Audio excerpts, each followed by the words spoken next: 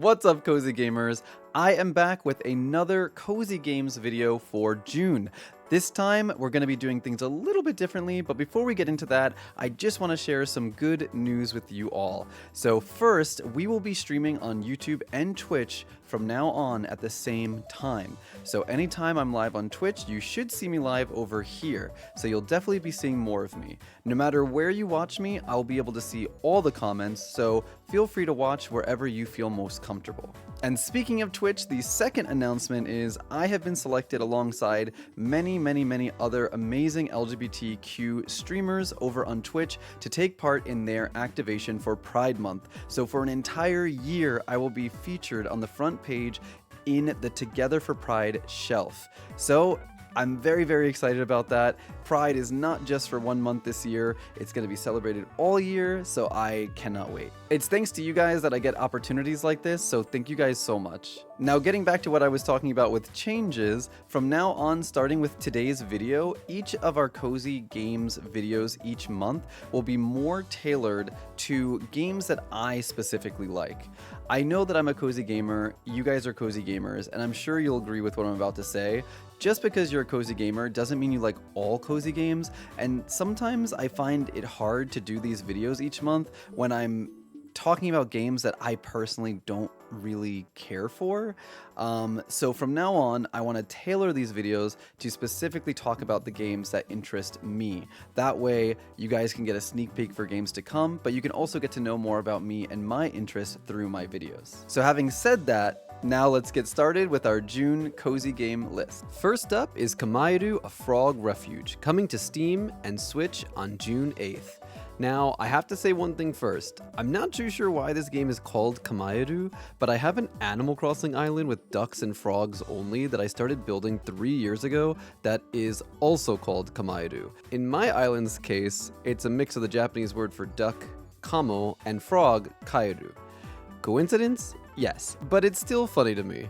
Anyway, Kamairu: A Frog Refuge is a farming sim packed with cute minigames through which you will foster a sanctuary for frogs and restore the biodiversity of the wetlands. You can see for yourself just how gorgeous the art style for this game is. It truly looks like it came out of the pages of a picture book. There are a few core mechanics that you'll familiarize yourself with, including attracting frogs to your sanctuary by customizing it with bodies of water, plants, furniture, and more.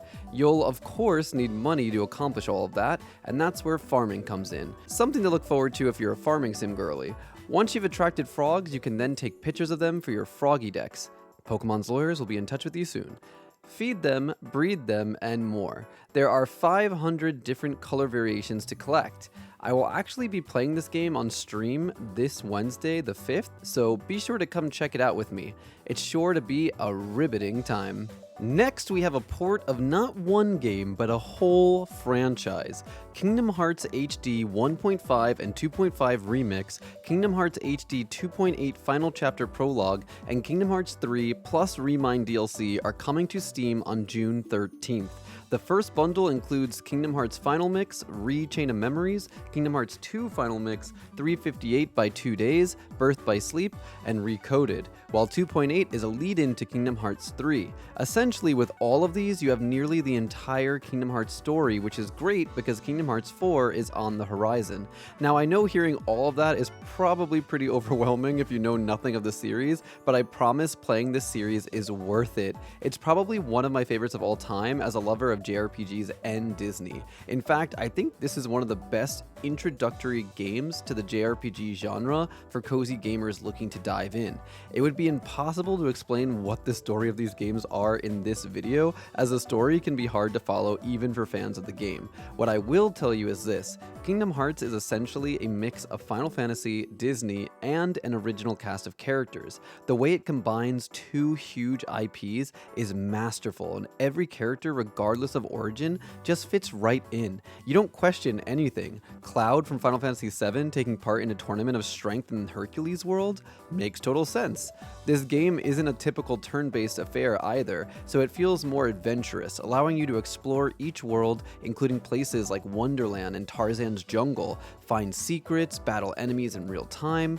The games get flashier and flashier as they go on, but it's just such a blast the whole way through. Just keep an eye on Donald, he's not the most reliable teammate. Next up, on June 20th, we have the release of Ever After Falls on Switch and PC. This combo of farming sim and action-adventure is coded in a super cute yet super simplistic paint, and I have to say that the graphics of this game reminds me so much of another game, but I can't quite put my finger on it. If anyone knows, let me know in the comments. This game has an interesting premise in that you end up in this world after your previous life, which turned out to be a simulation, ended. You'll have to rebuild now that you're back, and that includes farming, fishing, crafting, and all the other staples you'd expect in a life sims game. But on the action-adventure side, there are dungeons to explore and monsters to fight, and through these daring feats, you'll level up and gain new buffs through cards. And you're not the only one who'll gain new skills. Your pet will too. They can learn how to till your soil, water your crops, and even teleport you around the map. You have automated drones too, which can help you in a similar way and help you fight. And in the case that you need even more help, this game has split screen co-op, so you can even play with a friend. I love cozy games with multiplayer, so this really excites me.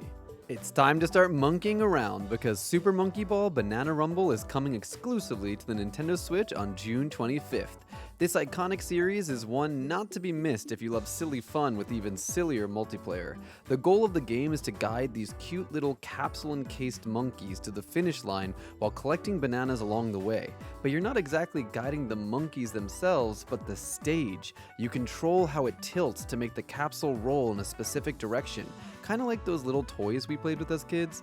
Now, I will say that Monkey Ball can get a little challenging. I played the original back on GameCube when I was around 11 years old and remember wanting to pull my hair out at points. But surely as an adult I could handle it, right? Right? Either way, it's still a very fun game and one that you can play with up to 16 people online or 4 in local co-op in racing modes, collectathon modes, Robot Smash, and more. Get to rolling. And last on the list is another port, this time of Luigi's Mansion 2 on the Nintendo Switch, coming out June 27th. I'm so excited for this one, as Luigi's Mansion 2, originally called Luigi's Mansion Dark Moon on the Nintendo 3DS, is the only game in the series I haven't played, and I loved the third game. Well, technically I guess I have played it. Fun fact, there is an arcade version of Luigi's Mansion 2 with physical poltergust you get to wield and aim at a screen, but I never got far enough in it to know if it covers the whole plot. Speaking of, the story of this game involves Luigi's return after King Boo escapes his painting after the events of the first game and shatters the Dark Moon, causing all the local ghosts to become hostile. Unlike in the first game, Luigi must venture to 5 different mansions, all uniquely themed, and collect the shards and save the day. Just like in the other titles, you'll be equipped with the Poltergust, a vacuum that can be used to not only suck up ghosts, but solve puzzles by sucking and blowing. I'll refrain from making a joke here. If you're looking for something with spooky vibes that isn't a horror game, give it a try. And there you have it, Toph's top picks for June. I hope you guys like this new format, but if there are any cozy games coming out this month that weren't on my list, please be sure to let me know in the comments below. I'd love to know what you guys are excited about too. And if you want more cozy gaming content in the future, please be sure to like the video, subscribe, and hit that notification bell so you don't miss out on more content in the future. Until next time, cozy gamers, stay cute.